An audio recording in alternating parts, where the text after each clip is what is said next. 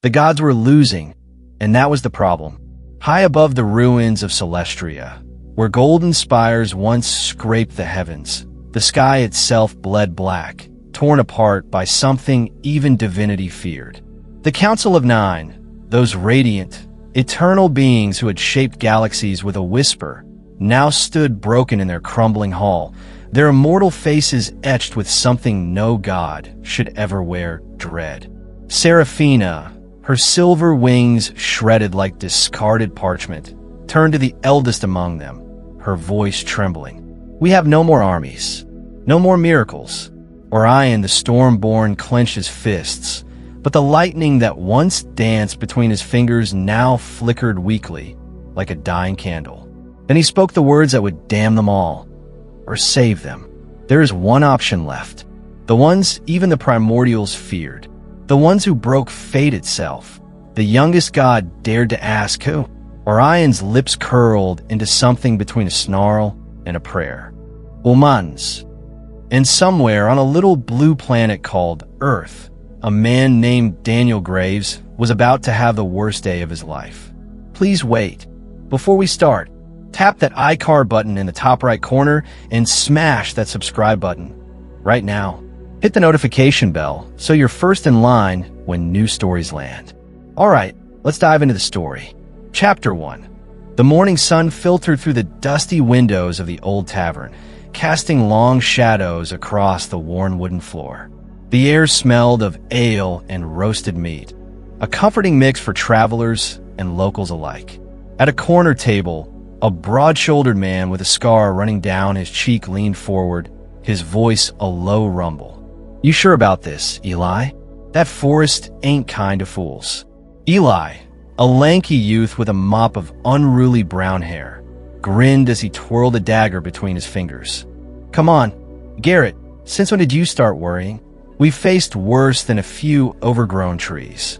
A woman across the table snorted, her dark eyes sharp with amusement. "Worse?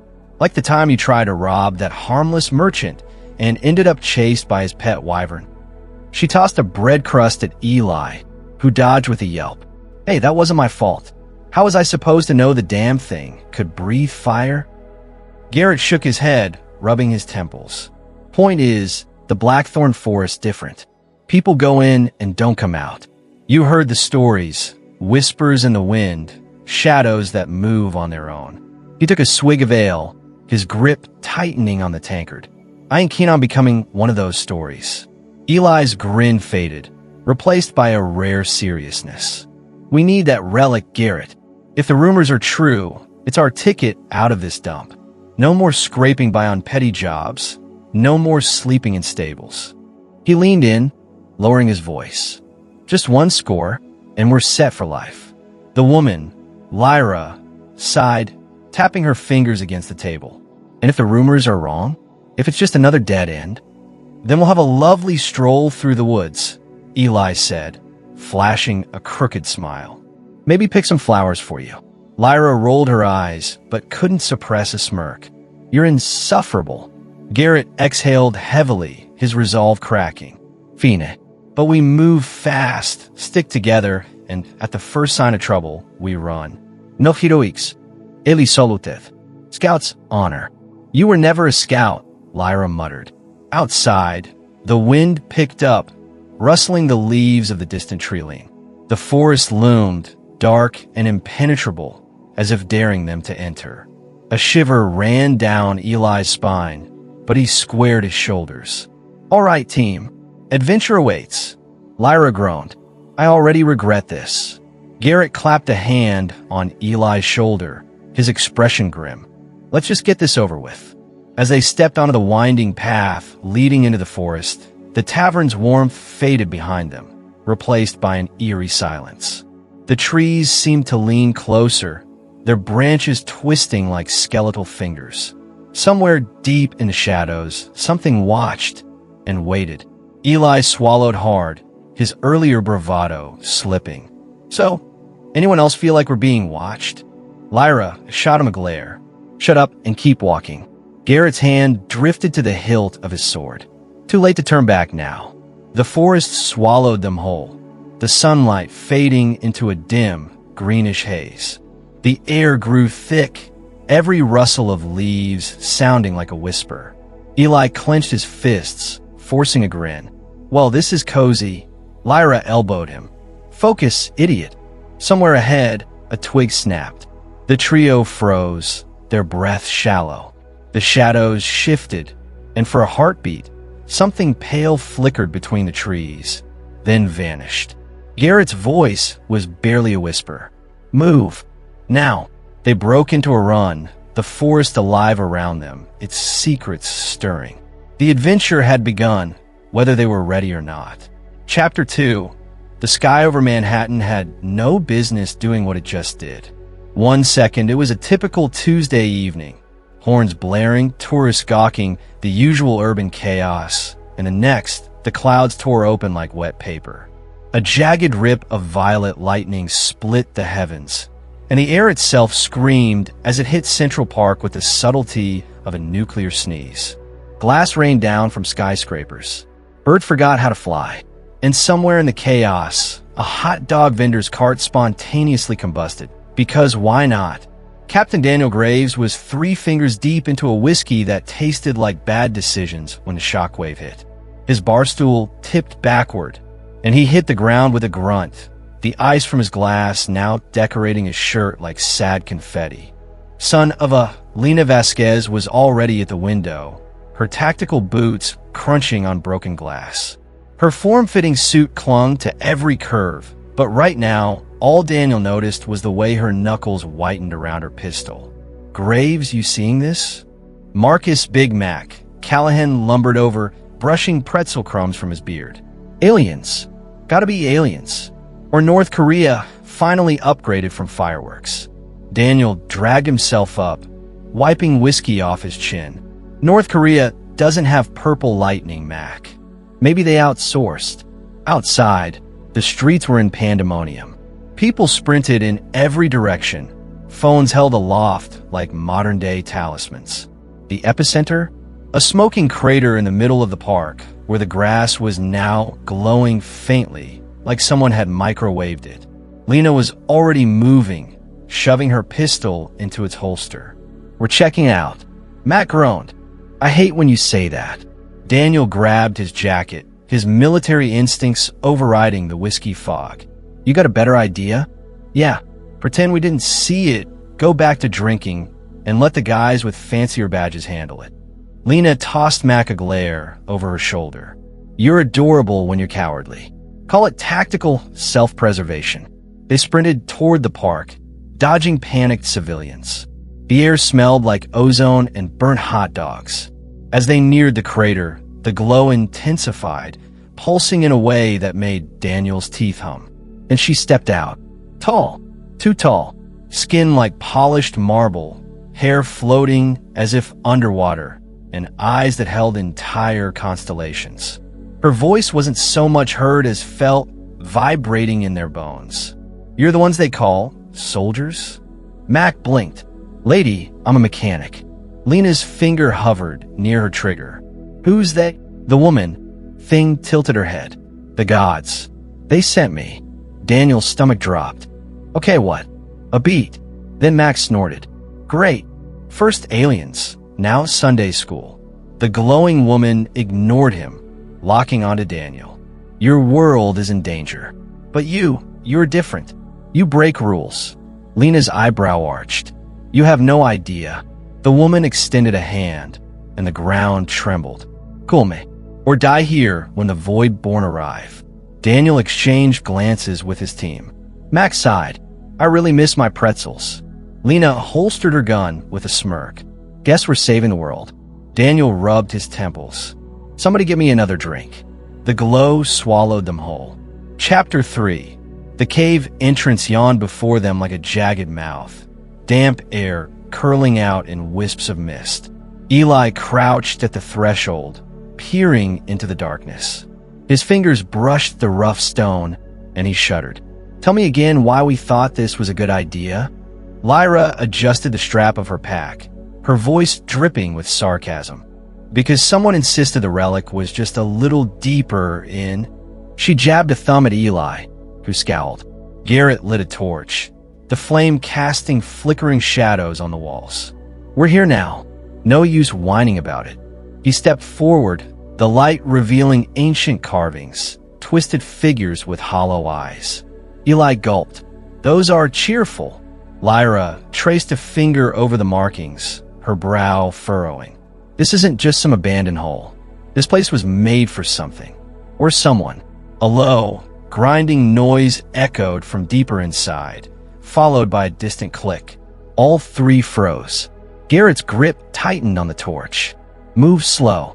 And for once, Eli, don't touch anything." Eli held up his hands. "Hey, when have I ever?" The wyvern. The booby-trapped chest. Eli huffed. "Okay, fair. But this time, I'll be extra careful." They crept forward, the tunnel narrowing until the walls pressed close enough to scrape their shoulders. The air grew thick with the scent of damp earth and something metallic, like old blood. Lyra's nose wrinkled. "Ugh, smells like a butcher's back alley." Garrett's torchlight caught something glinting ahead, a rusted iron gate, half collapsed. Beyond it, a chamber stretched into darkness. Eli perked up. "See? Told you we'd find." A bone-rattling screech tore through the cave. Something skittered across the ceiling, fast as a spider. Lyra's dagger was out in a flash. What in the seven hells was that? Garrett swung the torch upward, revealing a cluster of pale, sinewy limbs and too many eyes. The creature hissed, its jaw unhinging like a snake's. Eli backpedaled, nearly tripping over a loose rock. "Okay, new plan. Run." They bolted, the creature dropping after them with a wet thud. Its claws scraped against stone, gaining fast. Lyra veered left, yanking Eli with her. "Split up. It can't follow us all." Garrett spun, swinging the torch like a club. The flame grazed the creature's flesh, and it shrieked, recoiling. "Go!" Eli didn't need telling twice. He sprinted down a side passage, Lyra at his heels. The tunnel twisted sharply, then opened into a circular chamber, its walls lined with strange, pulsating veins of glowing moss. Lyra bent double, gasping. "Did we lose it?" A slow drip echoed above them. Eli looked up. The creature clung to the ceiling, saliva dripping from its fangs.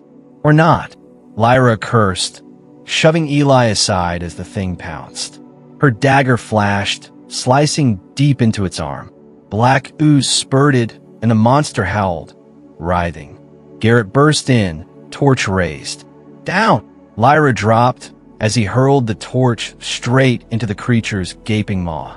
A wet whomp, then flames erupted from its throat. The beast staggered, clawing at its face before collapsing in a twitching heap. Silence. Eli let out a shaky laugh. "Well, that was something." Garrett yanked the torch free, scowling. "Next time, listen when I say don't touch anything." Lyra wiped her blade clean, eyeing the still smoldering corpse. "Think that's the only one?" A chorus of distant screeches answered. "Ili paled. Run. Now." They fled deeper into the cave, the relic forgotten, for now. Survival came first. Somewhere ahead, the tunnel forked. One path sloped upward, faint light glimmering. The other plunged into blackness, a cold draft whispering from its depths. Garrett hesitated. "Which way?" Lyra pointed to the light. "Out. Now." Eli bit his lip, staring into the dark. But the relic could be Eli. Garrett's voice was steel. "We live first. Treasure later." With a final glance at the shadows, Eli nodded. They ran for the light, the creature's cries fading behind them. But as the cave mouth neared, Eli couldn't shake the feeling something had let them go, and it was watching. Chapter 4. The battlefield wasn't hell. Hell had rules. This was the shattered plains of Celestria, a wasteland where the ground itself screamed underfoot, where the sky bled black ichor, and where the air smelled like burnt copper and something older than death. Daniel's boots sank into the ashen soil as he scanned the horizon, his pulse hammering against his ribs. "Okay," he muttered. "This sucks worse than I imagined." Beside him, Lena chambered around in her modified rifle, the barrel glinting with those eerie, God-forged runes. You imagined rainbows and unicorns? Nah, just less screaming sky. Ahead, the Void-born advanced. Not marching, not charging, but unfolding from the darkness itself. They were shadows given hunger, their forms shifting like oil on water, their edges blurring reality. Where they stepped, the ground rotted. Marcus hefted his flamethrower, the fuel tanks rattling on his back. So, we shoot the nightmare ink blots. Easy. Kaylee's, the young god assigned as their guide, paled. Your weapons cannot harm them. Nothing can. Lena smirked. Von not bit. The first Void-born launched, a tidal wave of pure annihilation. Daniel didn't think. He moved, yanking the pin from a grenade and hurling it straight into the creature's gaping maw. The explosion lit up the battlefield in a burst of white fire, and for half a second, the Void-born writhed, its form flickering like a corrupted video feed. Huh, Marcus hooped. Told you, fire fixes everything. But Daniel's triumph died in his throat as the creature reformed, its edges knitting back together with a sound like bones cracking. Lena cursed. Okay, that's just rude. Kaylee's trembled. I told you. Shut up and help, Daniel snapped. The Void-born surged forward, a tsunami of devouring dark. Lena's rifle barked, her starlight rounds punching holes through the creatures. Holes that stayed open, leaking something that wasn't blood. Runes work, she shouted. Marcus unleashed a torrent of flames, the fire twisting into unnatural spirals as it met the Void-born. Burn, you ugly. A tendril of shadow lashed out, slicing through his fuel line. The flamethrower sputter died. Marcus blinked. Oh, come on. Daniel grabbed him by the collar, yanking him back as another Void-born lunged. Mac moved. The ground shook. Then a voice. Not from the team. Not from the gods. From the Void-born themselves. Little cheaters, it hissed, the words vibrating in their skulls. You do not belong here. Lena's grip on her rifle tightened. Did that shadow just talk? Kaylee staggered back, his golden eyes wide with terror. No, it's her. The Void-born parted, and she emerged, taller than the rest, her form flickering between a dozen nightmares. A crown of jagged obsidian floated above her head, and when she smiled, it split her face like a crack in glass. You killed my kin, she whispered. Now I return the favor. Daniel's blood turned to ice. This wasn't a soldier. This was their queen. Marcus swallowed hard. So, new plan. Lena flipped her safety off. Shoot the shiny one first. The queen laughed, and the sky shattered. Then all hell really broke loose. Chapter 5. The storm outside the abandoned watchtower howled like a living thing, rain lashing against the cracked stone walls. Eli pressed his back against the damp wood of the door, chest heaving as he struggled to catch his breath. Well, he gasped, wiping water from his face. On the bright side, at least we're not being eaten by cave monsters anymore. Lyra wrung out her soaked sleeve, shooting him a glare. Small mercies. Now we just get to freeze to death instead. Garrett tossed a broken chair leg into the feeble fire they'd managed to coax to life in the tower's hearth. The flame sputtered, casting long, flickering shadows. We'll rest here until the storm passes. Then we move, straight to Veldrin's Pass. No detours, no quick stops. Eli groaned, stretching his legs. You know fun. What if there's a charming village along the way? Or a tavern with decent ale? Lyra smirked. Last charming village we passed through tried to sell you as a sacrificial offering. That was a misunderstanding, Eli muttered, rubbing his wrists where the ropes had chafed. A sudden thud from above made them all freeze. Dust drifted from the ceiling. Garrett's hand went to his sword. Tell me that was the wind. Another thud, closer this time. Then the unmistakable sound of claws dragging across wood. Lyra stood slowly, dagger already in hand. You just had to jinx us, didn't you, Eli? Eli swallowed hard. Okay, in my defense, I didn't actually summon anything this time. The ceiling above them creaked ominously. A single, rotting floorboard splintered, and a pair of glowing yellow eyes peered down. Garrett cursed. "Up! Now!" They bolted for the spiral staircase just as the creature, something between a wolf and a nightmare, crashed through the ceiling. It landed in a crouch, matted fur dripping with rain, lips peeled back in a snarl. Lyra didn't hesitate. She flung a dagger straight at its face. The blade sank into its muzzle, and the beast howled, shaking its head violently. Eli scrambled up the stairs two at a time. Why is it always wolves? Why can't it ever be, I don't know, angry squirrels? Garrett shoved him forward. Keep moving. The tower's upper chamber was a ruin of broken furniture and shattered glass. The storm raged beyond the gaping holes in the walls, lightning flashing like a strobe. Lyra backed toward the far window. We're trapped. The beast lunged through the doorway, saliva flying from its jaws. Garrett met it with a swing of his sword, steel biting deep into its shoulder. It yelped but twisted, slamming him into the wall. Eli grabbed a rusted iron bar from the debris. "Hey, Fleabag!" He hurled it like a javelin. The bar clanged against the creature's skull, not enough to kill it, but enough to make it stagger. Lyra seized the moment, driving her second dagger into its ribs. With a final, guttural whine, the beast collapsed. Silence fell, broken only by their ragged breathing. Garrett rubbed his bruised shoulder, eyeing the corpse. That wasn't natural. Its eyes. Lyra nodded grimly. Something's wrong in these lands. Animals don't act like that. Eli peered out the window.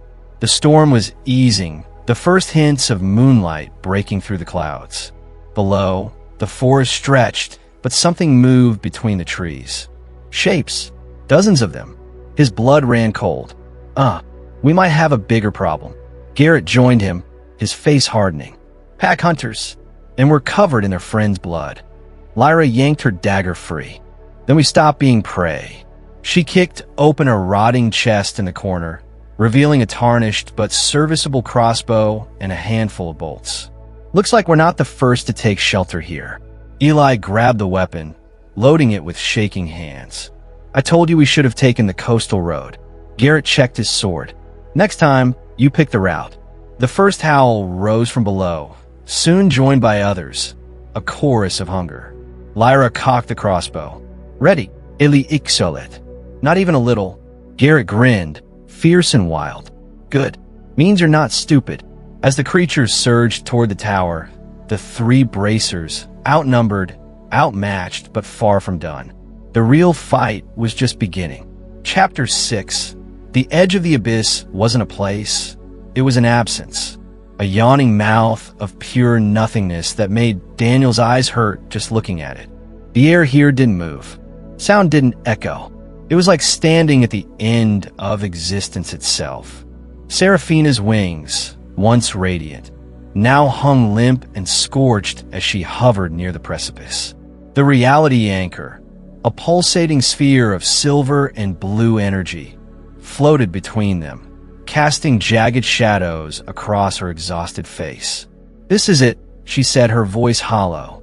Activate it here, and the Voidborn are sealed away. Forever.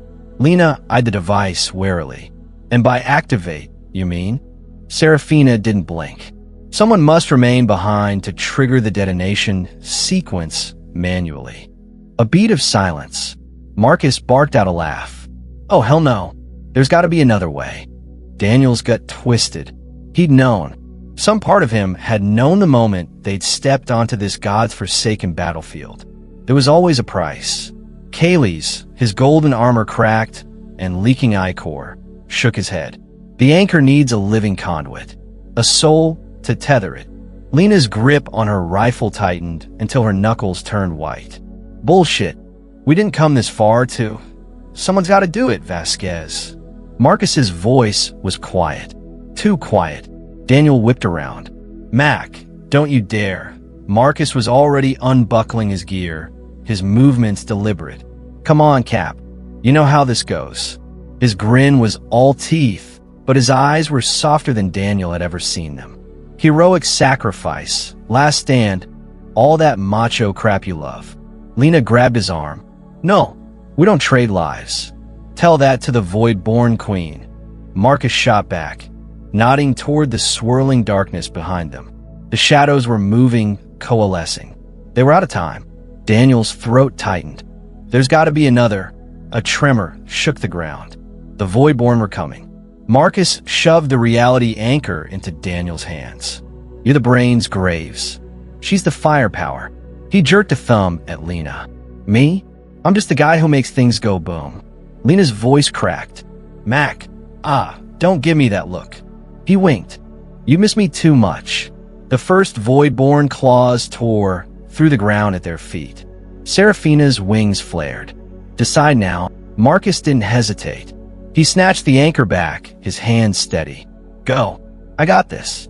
Daniel's body moved before his mind could protest, dragging Lena back as Marcus turned toward the abyss. The last thing he saw was his friend's broad back, the stupid grease stain on his shirt, that damn beard. Then the world exploded in light. The scream of the Void-born Queen echoed through dimensions as the anchor detonated. The shockwave sealing the abyss shut with a sound like a universe sighing in relief. When the light faded, Marcus was gone, and the Void-born with him. Lena's knees hit the ground. Her scream was raw, wordless. Daniel didn't feel the tears on his face. He just stared at the spot where his best friend had stood, where the last of the starlight was fading. Somewhere, in the silence between heartbeats, he could have sworn he heard laughter, rough, familiar, and utterly unrepentant. Told you I got this. Then the gods pulled them home. Chapter 7. The relic pulsed in Eli's hands like a living heart, its eerie blue light casting jagged shadows across the cavern walls. The air hummed with ancient power, thick enough to taste metallic and sharp, like lightning about to strike. Lyra wiped blood from her split lip, eyeing the artifact warily. That thing better be worth nearly getting eaten, stabbed, and cursed. Garrett leaned heavily on his sword, his breath ragged. Just put in the damn sack so we can... A deafening crack split the air as the cavern floor trembled. Dust rained from the ceiling, and Eli staggered, barely keeping his grip on the relic. Oh, you've got to be joking, Lyra hissed, grabbing a stalagmite for balance. The tremors grew stronger. Deep fissures spiderwebbed across the stone, glowing with the same unnatural light as the relic. From the abyss below, a guttural voice echoed, words in a language none of them knew, yet understood. Thieves, you wake the sleeper. Eli's face went pale. Okay, new plan, we run. Garrett didn't argue. Move! They sprinted for the tunnel, the relic's light now flaring wildly. Behind them, the ground heaved, and something vast and scaled began to rise from the depths. A gust of hot, sulfurous air blasted after them, carrying the stench of centuries-old hunger. Lyra risked a glance back and immediately regretted it. Faster. Eli's legs burned, but terror lent him speed. The tunnel narrowed, the walls closing in until they were forced to duck and weave through jagged outcrops. The creature's roar shook the mountain itself, sending rocks crashing down around them. Garrett yanked Lyra aside, just as a boulder smashed where she'd been standing. Don't look back. Just go. A sliver of daylight appeared ahead, the exit. Eli nearly sobbed in relief. Almost there. Then the ceiling collapsed. A wall of rubble slammed down between them and freedom, sealing the tunnel with a final, thunderous boom. Silence. Lyra coughed, spitting out dust. You got to be kidding me. Eli stared at the debris, then at the relic in his hands. Its glow had dimmed as if smug. Oh, now you decide to behave? Garrett pressed his ear to the rocks, then recoiled. It's coming. The distant scrape of scales on stone grew louder. Closer. Lyra spun, scanning the dead end. Think. There's always another way out. Eli's eyes landed on a crack in the wall, barely wide enough to squeeze through. There! Garrett didn't hesitate. He wedged his sword into the gap and pushed, muscle straining. The rock groaned, then gave way just enough. Go! Lyra slipped through first, Eli right behind. The relic clutched his chest. Garrett barely made it as the tunnel behind them exploded, the creature's massive claws tearing through stone like paper. They tumbled into open air, rolling down a steep slope before skidding to a stop in a sunlit clearing. Above them, the mountain shuddered, but the creature did not follow. Lyra lay on her back, gasping. Why do we keep doing this? Eli held up the relic, grinning despite everything. Because we're really good at it. Garrett sat up, wincing. Next time, we steal something from a nice shop. Like normal people. A distant roar echoed, but the sky stayed clear. They were alive. And for the first time in weeks, Eli let himself believe they might actually stay that way. Lyra groaned, hauling herself upright. All right, hero. Where's this life-changing fortune you promised? Eli turned the relic over and froze. Etched into its base was a map. Garrett's eyebrows shot up. Well, looks like the adventure's not over after all. Eli's grin turned wicked. Told you it'd be worth it. Lyra sighed. I hate you. But as they trudged toward the nearest town, the relic warmed between them. Even she couldn't suppress a smile. The road ahead was uncertain, but they'd face it together. And that was the end of the story. Comment below if you want the next chapter, and hit that like button. Please subscribe, turn on the bell, and as always, keep the last light burning.